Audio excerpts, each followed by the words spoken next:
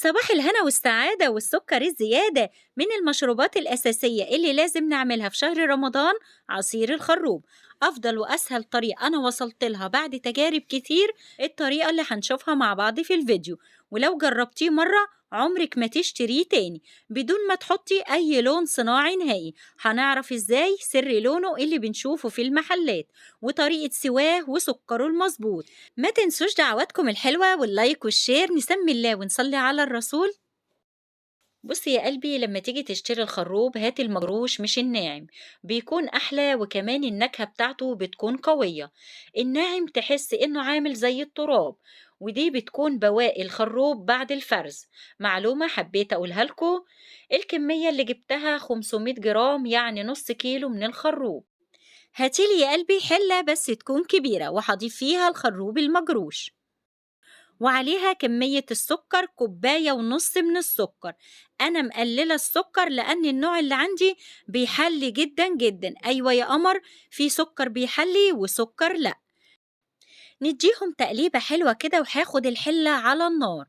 أول دقيقة بتكون نار عالية تكون الحلة سخنت معايا. بعد كده بهدي النار كأنك بتساوي رز بالظبط، يعني النار تكون هادية جدا مع تقليب من وقت للتاني عشان السكر يتكرمل معانا وفي نفس الوقت ياخد طعم الخروب. هو هياخد معاكي وقت شوية بس في الآخر هتشربي شوية خروب زي العسل. ولو حابة تغطي الحلة عشان السكر يتكرمل بسرعة مفيش أي مشكلة، بس أهم حاجة اوعي تنسيه تقلبيه كل ثانيتين كده.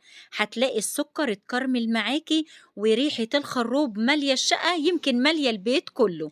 أكيد انت ملاحظة ان لون الخروب بيبتدي يتغير معايا والسكر بيبتدي يكرمل. في البداية يا قمر بتحس إن السكر اتكتل معاكي وبقى حبيبات جامدة. لما تيجي تغطيه هتلاقي السكر داب معاكي وزي الفل. بس أهم حاجة واحدة واحدة وتخلي بالك كده ويكون عندك صبر على سوى الخروب. خلال تلت ساعة يعني 20 دقيقة هيكون السكر داب معاكي وزي العسل. هو مش هيدوب قوي، يعني هيكون لسه فيه تكتلات، وكمان هتحسي بريحة الخروب ولونه اتغير بقى اللون الغامق.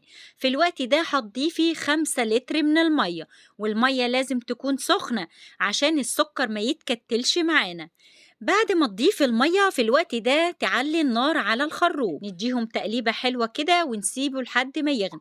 يغلي مدة قد ايه يا بسبوسة؟ حوالي 15 دقيقة، يعني ربع ساعة بالظبط، عشان الخروب يخرج اللون والطعم اللي جواه. ولو في ريم على وش الخروب لازم تشيليه عشان يكون صافي معانا. وبسم الله ما شاء الله، اكيد شايفين لون الخروب كأنك جايبة لون صناعي وحطاه. وبصراحة يا قمر دي الطريقة اللي أنا هعتمدها في سوى الخروب، ولو جربتي الطريقة دي مرة هتعتمديها على طول. ما تنسنيش من دعوة حلوة من قلبك اللي زي العسل، وتحط لايك للفيديو وتشيريه مع حبايبك وصحابك. كده تمام، أطفي النار على الخروب، أنا سبته 15 دقيقة بالظبط.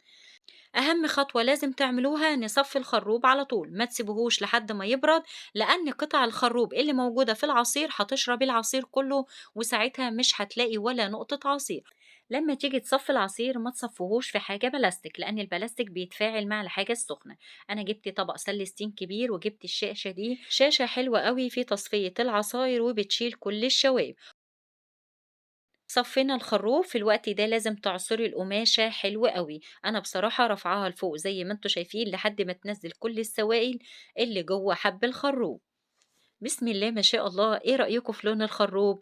شايفين لونه زي المحلات وأحلى كمان، ولا حطينا لون صناعي ولا بيكنج صودا اللي هو كربونات الصوديوم. لونه طبيعي وطعمه انتوا اللي هتحكموا عليه لما تجربوه. أحلى طريقة خروب هتعمليه في البيت. هنسيبه بقى لحد ما يبرد تماما وبعد كده نعبيه في الأزايز أو في الأكياس زي ما تحبوا، بس أهم حاجة سيبيه بقى يبرد براحته.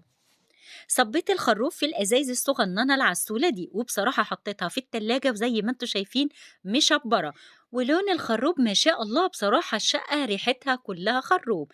هجيب كام حتة تلج كده واحطها في الكوباية ونصب الخروب، وهتشربي أحلى كوباية خروب في حياتك. بصراحة أنا بعمل كمية وبعبيها في أزايز لتر، وبطلع واحدة واحدة على قد محتاجة عشان ما هدرش من العصير. كنت عملت معاكم على القناة طريقة تانية، بس لما جربت الطريقة دي لقيتها مطلعة معايا الخروب أحلى بكتير من أفخم محل، بطعم ولون وريحة ملهمش وصف، ولون طبيعي 100% من غير إضافة لون صناعي. معلومة بقى يا قمر وخلي بالك منها، إن اللون الصناعي لما تضيفيه على الخروب طعمه بتغير، والله العظيم. أتمنى يكون الفيديو خفيف على قلبكم وقلت لكم كل المعلومات والتفاصيل في قلب الوصفة. ما تنسوش اللايك عشان اللايك ده مهم جدا وهو اللي بيرفع الفيديو، وتشيروه مع حبايبكم واصحابكم، وتشتركوا في القناة لو لسه جداد على القناة، وتفعلوا جرس التنبيه عشان يوصل لكم إشعارات بالوصفات الجديدة. وما تنسوش بسبوسة من دعواتكم الحلوة.